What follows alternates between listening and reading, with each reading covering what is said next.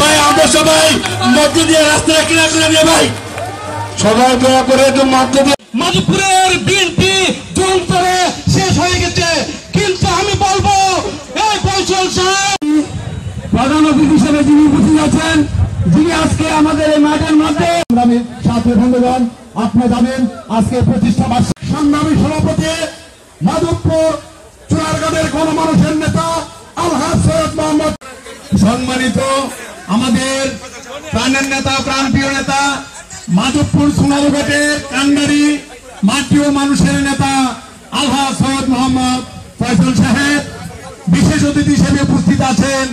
বাংলাদেশ জাতীয়তাবাদী দল বিএনপির প্রতিষ্ঠাবার্ষিকী উপলক্ষে আয়োজিত র্যালি, সম্মানিত সভাপতি, উপস্থিত বিএনপি এবং অঙ্গ সংগঠনের কর্মীবৃন্দ, আগত মাধবপুর উপজেলার বিভিন্ন ইউনিয়ন গ্রাম থেকে আগত বিএনপি নেতা কর্মী সমর্থক ভাই যারা আছেন, আসসালামু আলাইকুম। আমি প্রথমে আজকে প্রতিষ্ঠাবার্ষিকী বিএনপি, হ্যাপি বার্থডে বিএনপি, সবাইকে আমি অভিনন্দন জানাই, মুবারকবাদ জানাই।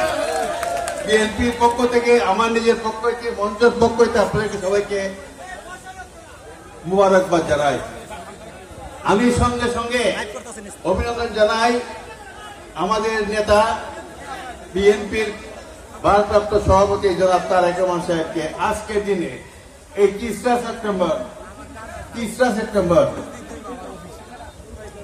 এই দিনে উনি কারামুক্ত হয়েছিলেন এবং ওনাকে ইচ্ছার বিরুদ্ধে জোর করে ওনাকে লন্ডন পাঠানো হয়েছিল।